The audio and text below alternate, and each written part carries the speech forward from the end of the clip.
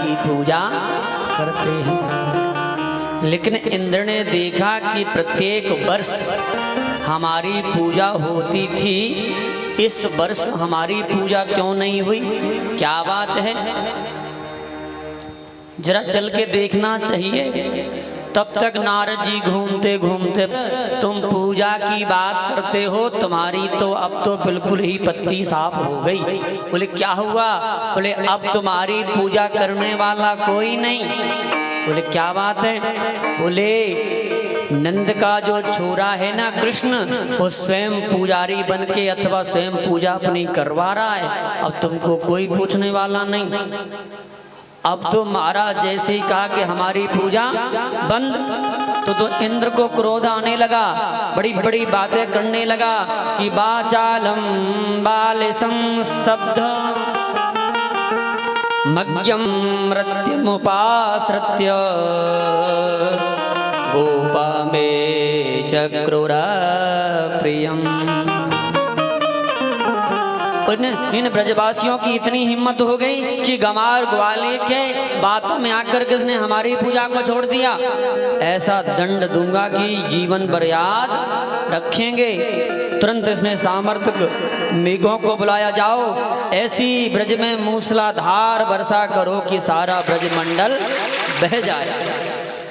और जैसे सामर्थ्य मेघ आए, आकर के मूसलाधार बरसात प्रारंभ कर दी।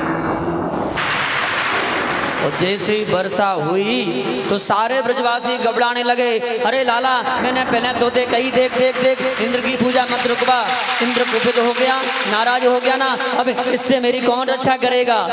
भगवान कहते हैं चिंता काय क्यों कर रहे हो, जिस देवता ने अपनी पूजा करवाई है वही देवता हमारी रक्षा करेगा, चिंता मत करो। आओ हम गिरिराज जी के पास चलते हैं, गिरिराज जी हमारी रक्षा करेंगे। और आज सबरे ब्रजवासियों को लेकर के कन्हैया गिरिराज जी के पास पहुंच गए और सबरे एक ही बात कह रहे हैं, गिरिराज धरण में तो तेरी शरण,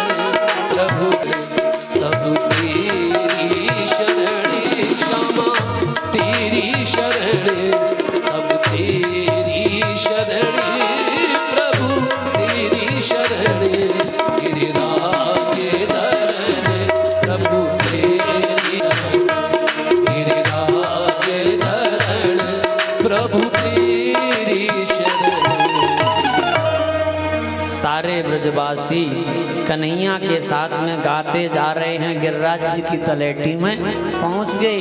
ब्रजवासी कहते हैं भैया ये एक पर्वत, ये पहाड़ हमारी क्या रक्षा करेगा।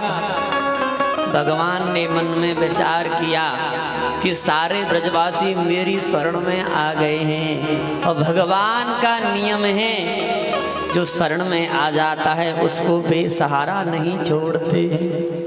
कन्हैया बोले लाला एक काम करो, मैंने देवता को अकेले में प्रणाम करके आऊं। और कन्हैया दौड़े दौड़े गए और जैसी गिरिराज जी को दंडवती लगाई और तुरंत खड़े भये। कन्हैया कहते मिल गया उपाय। बोले क्या हुआ? मेरे देवता ने कान में आके एक बात कह दी। बोले का कह दी? बोले मोको छत्ता बना दो। ब्रजवासी बोले चौरेदारी के तेने आज ज्यादा भांग खाई ली का? बोले का इतना बड़ो पहाड़ जाको हम छाता कैसे बनाए सकें, हम कैसे उठाए सकें? कन्हैया बोले ना मेरे देवता ने कही है तो छाता बनी जाएगा, कोशिश तो करो। और प्यारे कन्हैया ने जैसे ही अपनी इकन्नी अंगुली लगाई तो जैसे बरसात में खेल खेल में बच्चे को कुरमुत्ता उखाड़ लेते हैं ना, ऐसे ही मेरे कन्हैया ने गिरिराज जी को उठा लिया। बोले गिरिराज धरण की। आ जाओ ब्रजवासियों सबरे प्रेम से नीचे।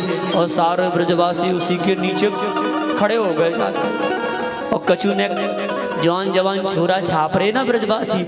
मैंने सोची देखो देखो लाला अकेला उठा रहा, क्योंकि थक ना जाए तो सबन ने अपने अपने डंडा लगाए लिए। हाँ, और जैसे डंडा लगाए सनई सनई 4-5 दिन निकल गए, लेकिन इंद्र बरसात नहीं बंद। ब्रजवासी सोच रहे हैं जब ते जाने गिरिराज उठायो है तब ते एक ही अंगुरिया लगा के खड़ो भयो, जाने ना हाथों नीचे करो। हम लोग अगर ये हाथ थक जाए तो ये लगा लेते हैं, ये थक जाए तो ये लगा लेते हैं, लेकिन जाने तो बिल्कुल एक अंगुरिया जमा रखी है ना। अरे लाला लाला, बोले कहा बात है भैया, एक काम कर लेने तू आराम कर ले। कन्हैया बोले हम आराम कर लेना तो ये तुम्हारो गिरिराज है ना हमारो, तुम्हारी खोपड़ी भी आगे गिरेगो, हाँ तुम दब जाओगे। ब्रजवासी बोले चौरेदारी के तू का समझ रहो है, ते नहीं गिरिराज उठा रहा को, हम तो ऐसे ही लगे हैं का। कन्हैया बोले और का समझ रहे हो, हम नहीं तो उठा रहा को है गिरिराज। अच्छा तू ऐसा सोच रहा हो तो अपनी अंगुरिया नीचे कर ही ले, तू होगी सो देखी जाएगी। अच्छा लाला हम कर लें? बोले हाँ। और जैसी बार बार कहने पर नेक ने कन्हैया ने अंगुरिया नीचे को खिसकाई तो सबन के डंडा चटाचट टूट गए। हाँ, और लाला पकड़ियो पकड़ियो, हम दब्बे मारे हैं पकड़ियो। भगवान ने तुरंत गिरिराज जी को फिर संभाल लिया। अब सारों से उड़ गए। हाँ, बोले नेक सो छोरा 7 वर्ष को और जाने इतना बड़ा पर्वत उठाए रखो है, ये कोई साधारण बालक नहीं है। आज ब्रजवासियों के मन में ऐसा भाव आने लगा, लगता है ये तो साक्षात भगवान है। हाँ, अब तो नंद बाबा की ओर इशारा कर करके कहने लगे क्वाह सप्ताहयनो वाला क्वा महाद्रे विधारणम ततो नो जायते शंका ब्रजनाथ तवात्मजी। सारे ब्रजवासी हाथ जोड़ के नंद बाबा से कहने लगे नंद बाबा सांची सांची बताइयो, ये तेरो ही छोरा है कि और काई को? नंद बाबा बोले चोरे तुमने का भांग ज्यादा खा ली, ये तो हमारा ही छोरा कन्हैया है। बोले तुम्हारा छोरा नहीं है,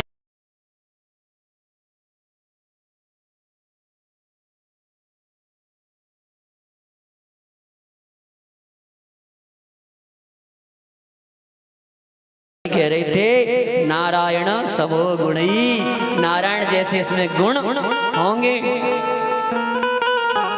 नंद बाबा ने तो समझा दिया, लेकिन ब्रजवासियों के समझ में बात नहीं आ रही है, क्योंकि शंका हो गई और शंका बड़े खन मिटती है प्यारे। जब तक शंका नहीं मिट जाए तो मन में चैन नहीं आता, तसल्ली नहीं मिलती, कैसा काम कैसे हो गया। हाँ, और प्यारे अब सबरे ब्रजवासी भगवान को दूर से ही खड़े खड़े प्रणाम करने लगे। मन में विचार कर रहे हैं मान लो कि ये भगवान होगा और कहीं हमारा अपराध हो गया हमसे तो हमको बहुत दंड देगा ना। तो दूर से ही सब प्रणाम करने लगे, जय हो गिरिराज जी की, जय हो गिरिराज जी की।